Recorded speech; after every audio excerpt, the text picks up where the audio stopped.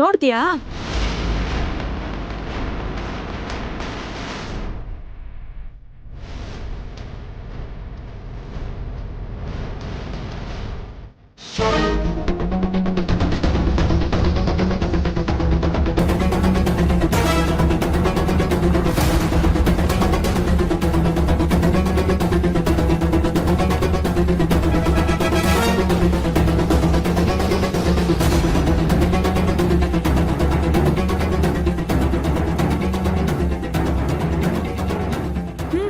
ನೋಡ್ತೀಯಾ?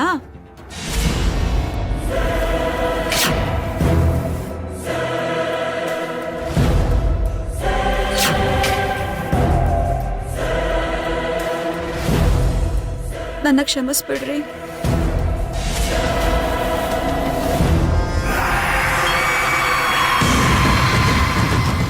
ನೀನು ನನ್ನ ಹಿಡ್ಕೊಂಡಾಗ್ಲೇ ಇಂಥದ್ದೇನೋ ನಡೆಯುತ್ತೆ ಅಂತ ಊಹೆ ಮಾಡಿಬಿಟ್ಟೆ ಕಣೆ ಹುಡುಗಿ. ಅದಕ್ಕೆ ನಾನು ಎಸ್ಕೇಪ್ ಆಗೋದಕ್ಕೆ ಉಂಗುರನ ಮಾಯ ಮಾಡಿದ್ದೀನಿ.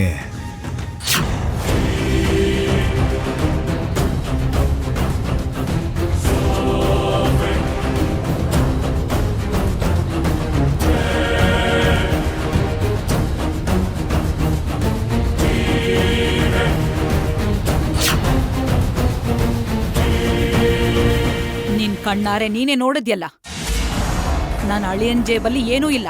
ಈಗೇನ್ ಹೇಳ್ತ್ಯಾ?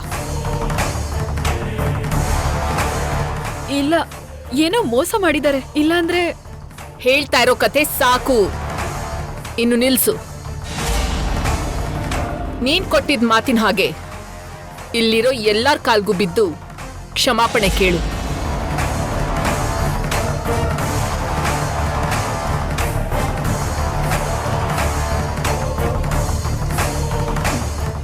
ಇದಕ್ಕೂ ಮುಂಚೆ ನಿಮ್ ಮನೆ ಹರಾಜ್ ಹಾಕ್ತೀನಿ ಅಂತ ಹೇಳಿದಕ್ಕೆ ನೀವೆಲ್ಲರೂ ನನ್ನ ಕ್ಷಮಿಸ್ಬಿಡಿ, ಮನಸ್ಫೂರ್ತಿಯಾಗಿ ಕ್ಷಮಿಸ್ಬಿಡಿ.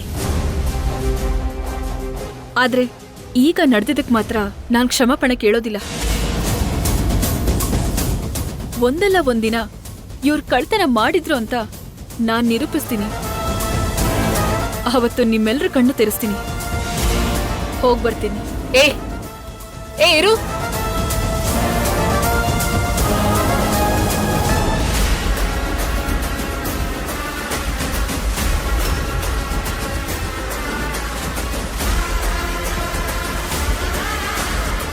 ಅಯ್ಯೋ, ಉಂಗುರ ಉಂಗುರ ಉಂಗುರ ಹೊರಟೋಗ್ತಾ ಇದೆಯೇ.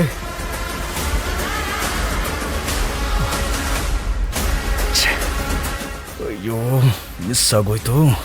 ನಿಂತ್ಕೋ. ತಂಗಿಯಮ್ಮ, ಹೋಗ್ಲಿ ಬಿಡು.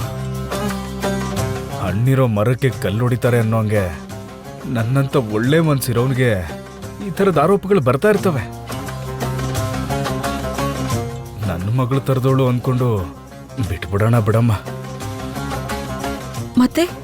ಮತ್ತೆ ಇಷ್ಟು ಒಳ್ಳೆತನ ಒಳ್ಳೇದಲ್ಲ ರೀ. ನಾನಿಲ್ಲ ಅಂದ್ರೆ ನಿಜವಾಗ್ಲೂ ಹೇಗ್ ಬದುಕ್ತೀರಾ ನೀವು? ಅವಳು ನಮ್ಮ ಹತ್ರ ಬಿಡಬೇಡಿ. ಇನ್ನೊಂದ್ಸಲ ಎಲ್ಲಾದ್ರೂ ಕಾಣಿಸ್ಕೊಂಡ್ರೆ ಅವಳಿಗೆ ಸರಿಯಾಗಿ ಬುದ್ಧಿ ಹೇಳಿ.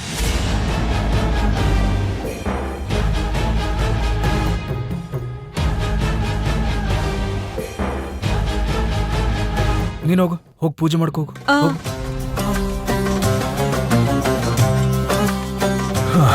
ಅಮ್ಮ, ಅಯ್ಯೋಯ್ಯೋ, ಸದ್ಯ ನನ್ನ ಅದೃಷ್ಟ ಚೆನ್ನಾಗಿತ್ತು, ತಪ್ಪಿಸ್ಕೊಂಡೆ. ಇಲ್ಲ ಅಂದಿದ್ರೆ ನಾನು ಸರಿಯಾಗಿ ಸಿಗಾಕೊಂಡ್ಬಿಡ್ತಾ ಇದ್ನಪ್ಪ. ಅಲ್ಲ, ಆದ್ರೂ ಆ ಮೈತಿಲಿ ಉಂಗುರ ನೋಡ್ಬಿಟ್ಟು ಮತ್ತೆ ವಾಪಸ್ ತಂದ್ಕೊಟ್ರೆ, ನಾನು ಮಾಡಿದ ಕಳ್ತನ ಗೊತ್ತಾಗ್ಬಿಟ್ರೆ, ಹಂಗೇನಾದ್ರೂ ತಂದ್ಕೊಟ್ರೆ ಅವಳೇ ಕಳ್ತನ ಮಾಡಿದ್ದು ಅಂತ ಕಳ್ತನದ ಆರೋಪನ ಅವಳ ಮೇಲೆ ಹಾಕಿದ್ರಾಯ್ತು. ಇಲ್ಲ, ಟೈಮ್ ನೋಡ್ಕೊಂಡು ಹೆಂಗಾದ್ರೂ ನಾನೇ ಉಂಗುರ ತಗೊಂಡ್ ಬರ್ತೀನಿ.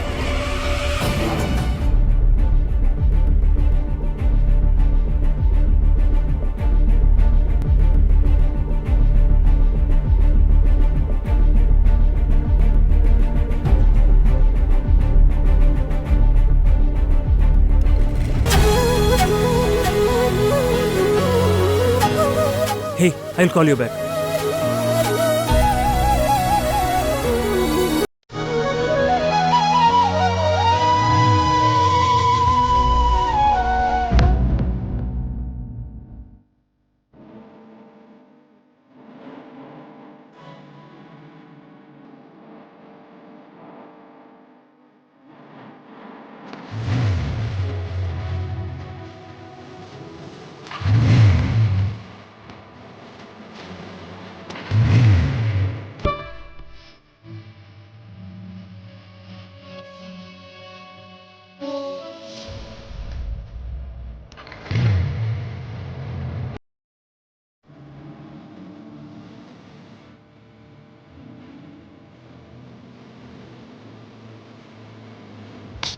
ಅಪ್ಪಾ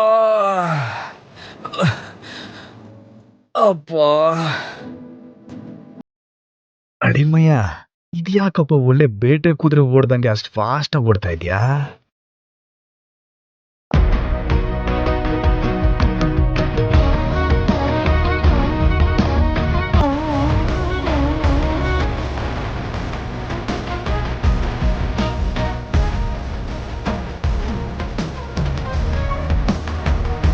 Yes! Yes! Yes! Yes! Yes! Yes! Yes! Hey, hey, hey, ಹುಡುಗಿ!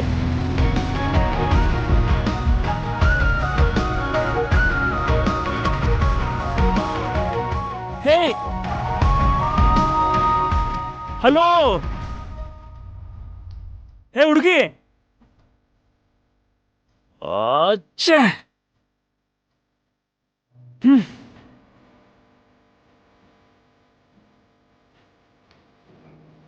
ಏನಳಿಯ ಏನ್ ಅಷ್ಟು ಗಾಬರಿಯಿಂದ ಓಡ್ಕೊಂಬಂದೆ? ಈಗಷ್ಟೇ ನಮ್ಮ ಮನೆಗೊಬ್ಳು ಬಂದಿಲ್ಲಲ್ಲ, ಆ ಹುಡುಗಿ ಯಾರು? ಓ ಆ ಹುಡ್ಗಿನ, ಅವಳು ಬ್ಯಾಂಕ್ ಎಂಪ್ಲಾಯಿ. ಸಿಕ್ಕಾಪಟ್ಟೆ ಟೆಂಪರ್ ಅಪ್ಪ ಅವಳಿಗೆ. ಆದ್ರೂ ಅವಳಿಗೆ ಸ್ವಲ್ಪ ತಲೆ ಕೆಟ್ಟಿದೆ ಅನ್ಸುತ್ತೆ. ವಾಟ್? ತಲೆ ಕೆಟ್ಟಿದ್ಯಾ? ಆ ಹಾಸ್ಪಿಟ್ಲಿಗೆ ಸೇರ್ಸೋವಷ್ಟು ತಲೆ ಕೆಟ್ಟಿದೆ ಅವಳಿಗೆ. ಅದ್ ಸರಿ, ಆ ಹುಡುಗಿ ಬಗ್ಗೆ ಅದೇನಷ್ಟು ಡೀಟೇಲ್ ಆಗಿ ಕೇಳ್ತಿದ್ಯಾ? ಏನಿಲ್ಲ, ಅವಳನ್ನ ಇದಕ್ ಮುಂಚೆ ಎಲ್ಲೋ ನೋಡ್ದಾಗಿತ್ತು, ಅದಕ್ಕೆ ತಿಳ್ಕೊಳ್ಳೋಣ ಅಂತ ಅಷ್ಟೆ. ಹೌದು, ಅವಳಿಗೆ ತಲೆ ಕೆಟ್ಟಿದೆ ಅಂತ ಅಷ್ಟು ಕರೆಕ್ಟಾಗಿ ಹೇಗೆ ಹೇಳಿದೆ ಮಾವ? ಅಬ್ಬಾ, ಅದೊಂದು ದೊಡ್ಡ ಕತೆ ಬಿಡು. ಆದ್ರೂ ನಿನಗೆ ಸಿಂಪಲ್ ಆಗಿ ಹೇಳ್ತೀನಿ, ಕೇಳಿಸ್ಕೊ.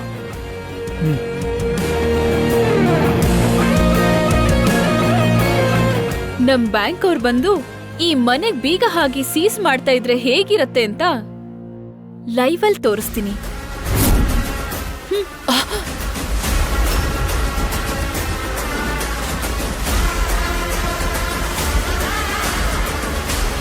ಒಂದಲ್ಲ ಒಂದಿನ ಇವ್ರು ಕಳ್ತನ ಮಾಡಿದ್ರು ಅಂತ ನಾನ್ ನಿರೂಪಿಸ್ತೀನಿ.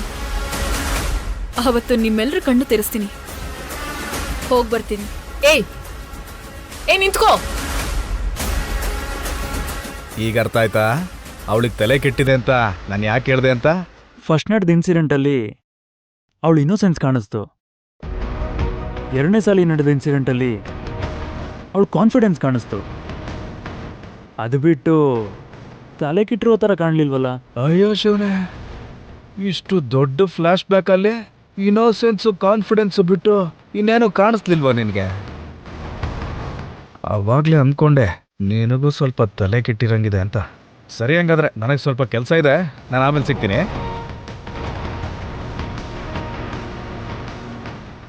ಮಾವ ಬ್ಯಾಂಕ್ ಎಂಪ್ಲಾಯ್ ಅಂತ ಹೇಳಿದ್ರಿಂದ ಮಾರ್ನಿಂಗ್ ನನಗೆ ಕಾಣಿಸಿದ ಬ್ಯಾಂಕಲ್ಲೇ ಅವಳು ವರ್ಕ್ ಮಾಡ್ತಿರ್ಬೋದು. ಹೋಗಿ ನೋಡಬೇಕು.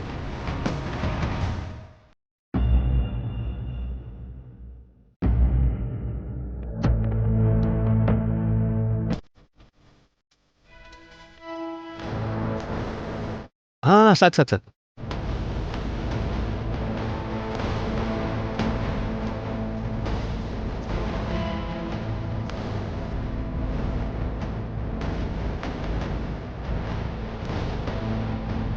ನಾಟಿ ಕೋಳಿ ತಿನ್ರಿ.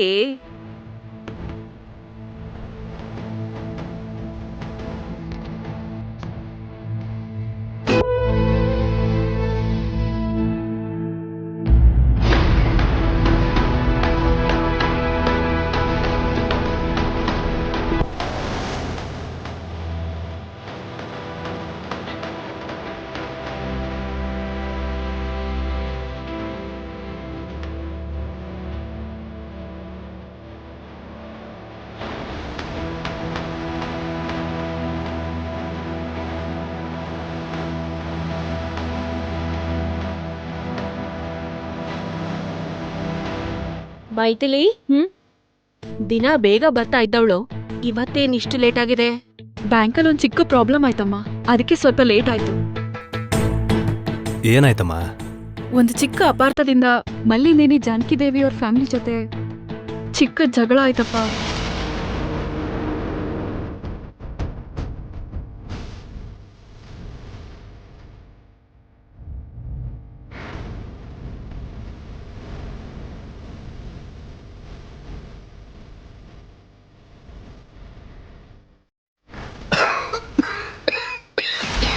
ಅಯ್ಯೋ ಅಪ್ಪ ಅಪ್ಪ ತಗೊಳ್ಳಿ, ನೀರ್ ತಗೊಳ್ಳಿ, ನಿಧಾನ ಕುಡಿರಿ.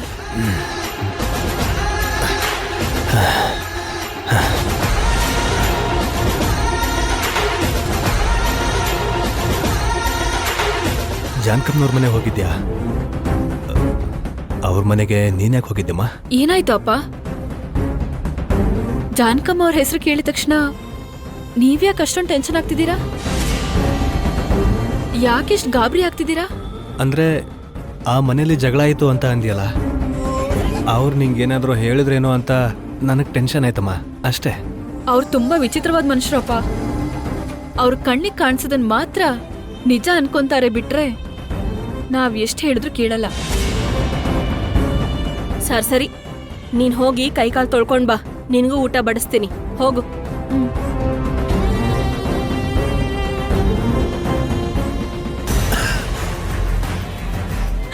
ಅವನೊಬ್ಬ ರಾಕ್ಷಸ. ಇದು ಅವನ್ ಮಗು ಅನ್ನೋ ಕನಿಕರನೂ ಇಲ್ಲ. ಅಂತವನಿಂದ ನನ್ ಮಗು ದೂರ ಇದ್ದು ಬೆಳಿಬೇಕು.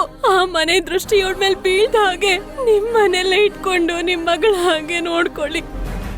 ಭಗವಂತ, ಯಾವ ಮನೆ ಒಳಗಡೆ ನನ್ನ ಮಗಳು ಕಾಲಿಡಬಾರ್ದು ಅಂತ ಅನ್ಕೊಂಡಿದ್ನೋ ಅದೇ ಮನೆಗೆ ಹೋಗಿದ್ಲು. ಅವ್ರ ಜೊತೆನೆ ಜಗಳ ಮಾಡಿದಾಳೆ. ಇನ್ನೊಂದ್ಸಲ ಹೀಗಾಗದೆ ಇರೋ ಥರ ನೋಡ್ಕೋತಂದೆ. ಅಕಸ್ಮಾತಾಗಿ ಆ ಲೀಲಾ ಕೃಷ್ಣನ್ಗೆ ಮೈತಿಲಿ ನನ್ನ ಸ್ವಂತ ಮಗಳು ಅಂತ ಗೊತ್ತಾದ್ರೆ ಆ ರಾಕ್ಷಸ ದಯೆ ಕರುಣೆ ಇಲ್ದೇನೆ ತನು ಹುಟ್ಟಿದ ಮಗು ಅನ್ನೋದನ್ನು ನೋಡದೆ ಪ್ರಾಣ ತೆಗಿತಾನೆ. ಆ ರಾಕ್ಷಸನ ದೃಷ್ಟಿಯಿಂದ ಮೈತಿಲಿನ ಕಾಪಾಡೋ ಜವಾಬ್ದಾರಿ ನಿಂದೆ ಭಗವಂತ.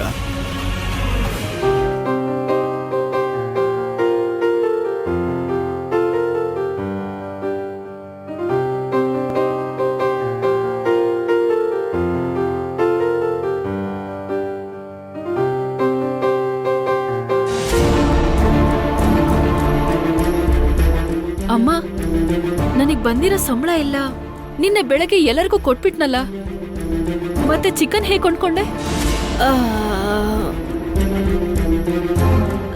ಹೇಗೋ ತಗೊಂಡ್ ಬಂದೆ, ಅದೆಲ್ಲ ಆಮೇಲೆ ಹೇಳ್ತೀನಿ. ನೀನ್ ಮೊದ್ಲು ತಿನ್ನು. ಇಲ್ಲ, ಈ ಚಿಕನ್ ಹೇಗ್ ಬಂತು ಅಂತ ನಂಗೆ ಗೊತ್ತಾಗ್ಬೇಕು. ಹೇಳು, ಈ ಚಿಕನ್ ಹೇಗ್ ಬಂತು? ನನ್ ಕೋಳಿಯಿಂದಾನೇ ಬಂದಿರೋದು.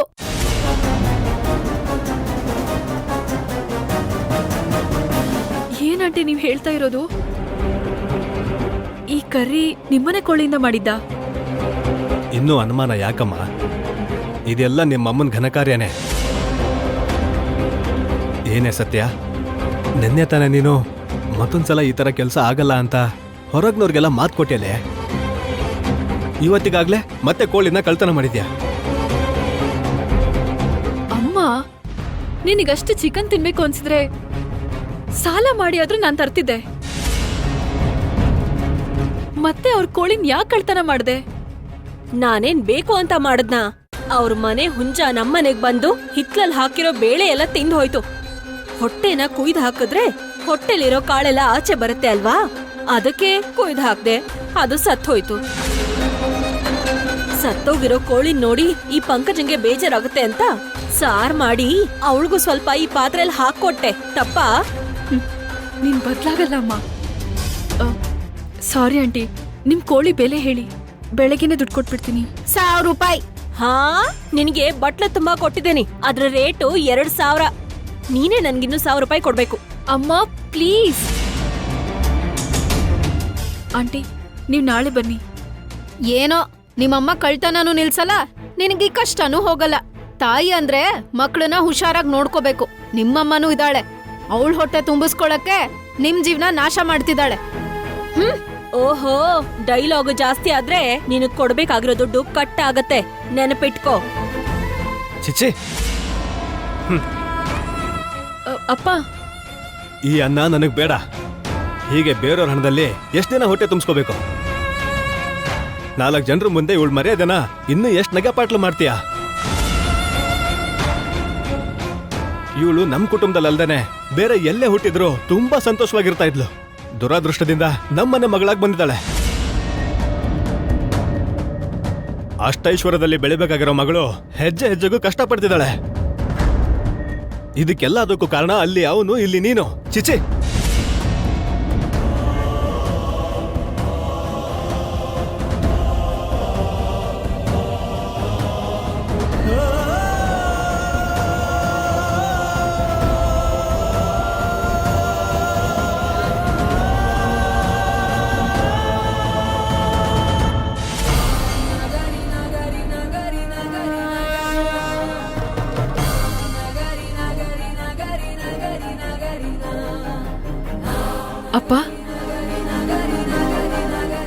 ಏನಪ್ಪ ನೀವ್ ಹೇಳ್ತಾ ಇರೋದು?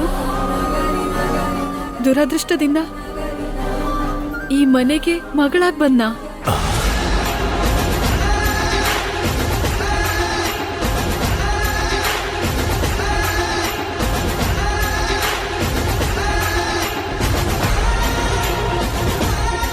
ನನ್ನ ಮಗು ಬದುಕ್ಬೇಕು, ನಿಮ್ಮ ಮಗಳಾಗಿ ಬೆಳಿಬೇಕು. ಆವೇಶದಲ್ಲಿ ಬಾಯ್ ಬಿಟ್ಬಿಟ್ಟೆ.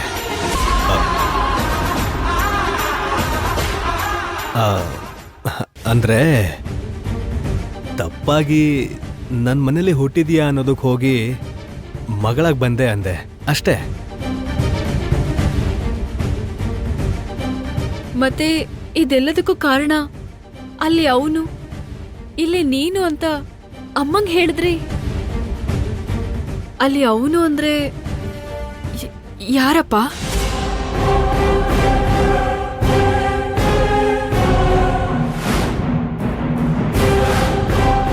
ವೆಂಕಟೇಶ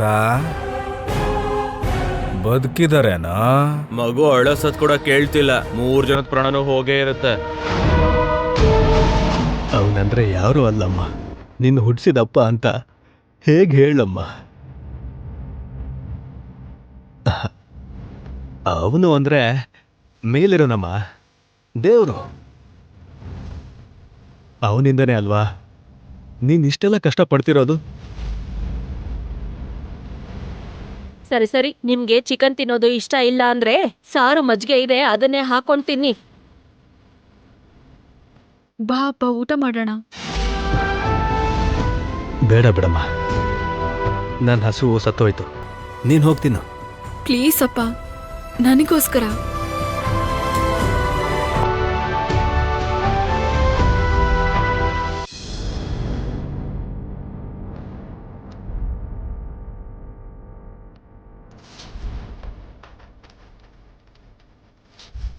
ಅಬ್ಬಾ, ಇಲ್ಲಂದ್ರೆ ಯಾರ ಕಣ್ಗೂ ಕಾಣಿಸಲ್ಲ. ಪಟಪಟ ಅಂತ 2 ದಮ್ ಎಳೆದ್ ಬಿಡ್ಬೇಕು.